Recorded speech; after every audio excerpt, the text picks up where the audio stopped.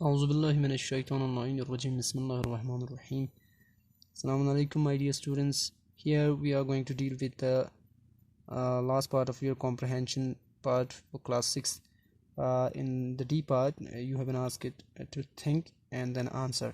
You have been asked a question: what kind of man was grandpa? Describe him using examples from the text. Now, grandpa, we are going to describe him. Grandpa proves himself to be a man of courage who can deal with any odd situation. अब grandpa ने खुद को साबित कर दिया कि वो एक ऐसा आदमी है जो बहादुर है और किसी भी ऑड सिचुएशन यानी अजीब व गरीब जो अनएक्सपेक्टेड सिचुएशन हो उससे डील कर सकता है.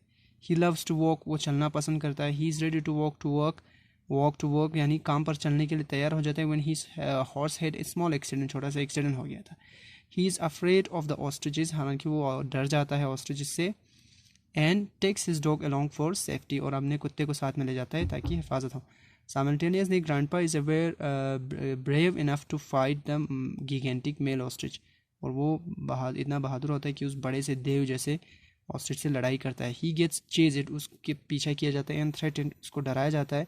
But he doesn't give up, लेकिन वो छोड़ता नहीं है. He is also aware of the behaviours of the ostriches, ostrich के बिहेवियर के बारे में पता होता है.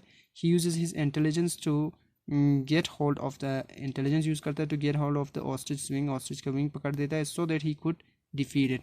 फाइनली क्या करता है, grandpa is grateful to his pet dog, और डॉग का शुक्रगुजार होते हैं when it saves his life from the deadly kick of the ostrich. Now with that the question answer part has over.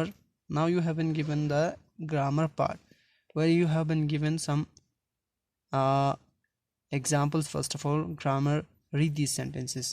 But before that, before we proceed go through this exercise, I think you should require a lot of other things which I have already told you in your previous class.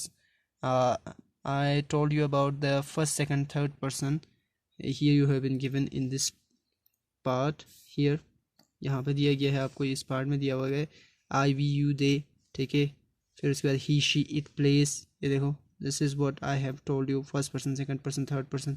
You have been again given first, second, third person. You have been again given first, second, third person. I we you they, ठीक है, and he she it. So you should know first of all what first person, second person and third person before you read about the tenses, because you have been given here exercises regarding tenses. ठीक है, तो आपको पहले ये पता हो कि पहले किस चीज़ के बारे में क्या चाहिए हमें. यहाँ से आगे हम डील करेंगे. So let's get started. यहाँ से स्टार्ट कर देते हैं. Read these sentences. Grandpa trusts his dog to keep him safe from the ostriches. The first sentence you have been given over here. यहाँ पे पहला सेंटेंस जो आपको दिया है कि देखो grandpa थर्ड पर्सन सिंगुलर है तो यहाँ पे ट्रस्ट पे एस लगा हुआ है. his dog to keep him safe from the ostriches. Second sentence you have been given, I raised my hands to protect my face. अब देखो raise, ये राइज होता है, उसका पास रेज होता है, तो raised my hands, अपने हैंड्स को उठाया to protect my face. और third sentence you have been given here, I will never forget the story, मैं इस स्टोरी को कभी नहीं भूलूंगा. As you have already learn, पहले ही आप सीख चुके हो. There are 3 major tenses. आपके इंग्लिश ग्रामर में 3 इंपॉर्टेंट टेंसेस होते हैं.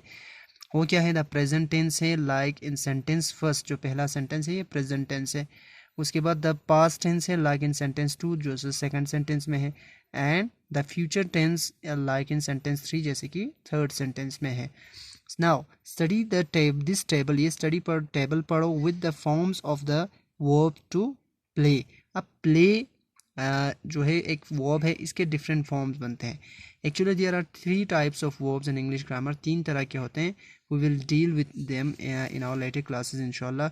सबसे पहले यहाँ पे सिर्फ आप, क्योंकि अब सीधे टेंस पे आ गया है तो आपको यहाँ पे सीधा यहाँ पे देखता हूँ किसने क्या किया है. देखो यहीं पे कोशिश करता हूँ कि आपको बताएं, ठीक है. किसी भी वर्ब के जो है ना 4 फॉर्म्स होते हैं, 5 ऑब्वियस फॉर्म्स होते हैं. अब यहाँ पे देखो प्रेजेंट टेंस में क्या लिखा है, इसने मैंने आपको बताया फर्स्ट, सेकंड, थर्ड पर्सन के साथ. देखो आई वी यू या दे के साथ हम क्या लगाते हैं, वर्ब का फर्स्ट फॉर्म लगाते हैं. आई प्ले, यू प्ले या वी प्ले या दे प्ले. तो मैं खेलता हूँ, आप खेलते हो, वो हम खेलते हैं, सबके साथ एक ही फॉर्म है. लेकिन जब थर्ड पर्सन सिंगुलर हो, ही शी इट हो, तो हम उस पर एस या ई एस जोड़ते हैं। तो he place, she place, it place हो गया। और उसके साथ ही कंटिन्यूस टेंस दिया हुआ है, तो यह क्या हुआ देखो, हेल्पिंग वर्ब यूज़ किया, I am playing, you are playing, we they are playing, ठीक है। ही शी उट के साथ इस, देखो इट इज प्लेइंग, तो ये हो गया प्रेजेंट कंटिन्यूस टेंस। थर्ड में बोला है पास्ट टेंस में I we you they played, इसमें कोई फ़र्क नहीं पड़ता है, दोनों के साथ प्लेड होगा, थर्ड पर्सन हो या कोई भी हो। ही शी इट प्लेड, तो वर्ब का फॉर्म फिर से बदल गया, देखो ये second form of the verb है। और उसके बाद है पास्ट टेंस में आई वॉज प्लेइंग, देखो कंटिन्यूस में आई के सिंगुलर के साथ वॉज, बाकी के साथ वेयर होगा, you we they were playing, हम खेल रहे थे। He she it was playing, singulars वालों के साथ वॉज है। अब उसके बाद फ्यूचर टेंस में क्या है, आई वी यू दे शैल या विल प्ले, देखो शैल या विल दोनों लगा सकते हैं, मगर ही शी इट के साथ आप विल ही यूज़ करते हैं, प्ले, ही शी इट के साथ शैल यूज़ नहीं करते हैं, तो ठीक है। उसके बाद फ्यूचर कंटिन्यूस में I we you they will be playing, will के साथ बी लगाए, फिर I N G, will be playing, हम खेल रहे होंगे, शी या इट विल बी प्लेइंग, वो भी खेल रही होगी। अब देखो यहाँ पे क्या बोला है नीचे एक्सरसाइज में, identify the tenses of the highlighted words, जो हाईलाइटेड वर्ड्स हैं जैसे कि यहाँ पे है, तो इसको जो हाईलाइट किया इसका टेंस बताओ। देखो ही ड्रिंक्स मिल्क एवरी मॉर्निंग, तो सिंपल प्रेजेंट टेंस हुआ, थर्ड पर्सन के साथ एस लगा हुआ है, जहाँ पे आपको यहाँ पे बताया था, ये देखो थर्ड पर्सन के साथ एस लगाते हैं, तो ड्रिंक एक वर्ब है उस पर एस लगाए। अगर इसी को कंटिन्यूस में लिखेंगे तो he is drinking milk every morning, हर सुबह वो मिल्क पी रहा है, दूध। अब आप इसको पास में लिखना चाहो तो ही ड्रंक, ठीक है, ड्रिंक दे, ठीक है, मिल्क एवरी मॉर्निंग, ठीक है, हर रोज़ दूध पीता था सचिन, ठीक। अब उसको पास कंटिन्यूस में he was drinking milk every morning, इस तरह से हो जाएगा। अब अगर इसको फ्यूचर में लिखेंगे तो ही विल ड्रिंक मिल्क, वो दूध पिएगा, और अगर फ्यूचर कंटिन्यूस लिखें तो he will be drinking milk, इस तरह से ये अलग अलग टेंसेस में आप एक ही वर्ब को लिख सकते हैं। तो एक ये हो गया। अब यहाँ पे आइडेंटिफाई उसने किया हुआ था, अब देखो यहाँ पे, देखो यहाँ पे आइडेंटिफाई करने के लिए बोला, यहाँ पे क्या बोलेंगे, we shall be going to Kodaikanal later this year, इस साल जाएंगे, तो ये फ्यूचर हो गया, फ्यूचर कंटिन्यूस हो गया, इसका क्या है, फ्यूचर कंटिन्यूस हो गया, आप लिख लेना, ठीक है। इसके बाद my parents talk to my aunt and uncle, अब देखो टॉक टू वी का थर्ड है, ठीक है, तो ये हो गया past tense, simple past tense, simple past हो गया ये, ठीक है। इसके बाद I am reading an interesting book, तो ये प्रेजेंट कंटिन्यूस हो गया, प्रेजेंट कंटिन्यूस हो गया, ठीक है। इसके बाद it was raining in the entire time we were there, अब ये पास कंटिन्यूस हो गया, ठीक है, पास कंटिन्यूस, बारिश हो रही थी, सो कंटिन्यूस हो गया। इसके बाद लास्ट है we will plant more trees this year, तो ये सिंपल फ्यूचर हो गया, हम प्लांट करेंगे, सिंपल फ्यूचर हो गया, ठीक है। अब now you have been given another exercise in the same part.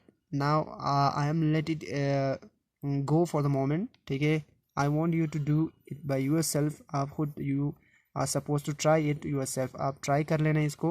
ये जो second B part है, complete the sentences using correct forms of the verbs in the brackets, try your best. So keep it till here, we will continue our classes in the next lecture inshallah.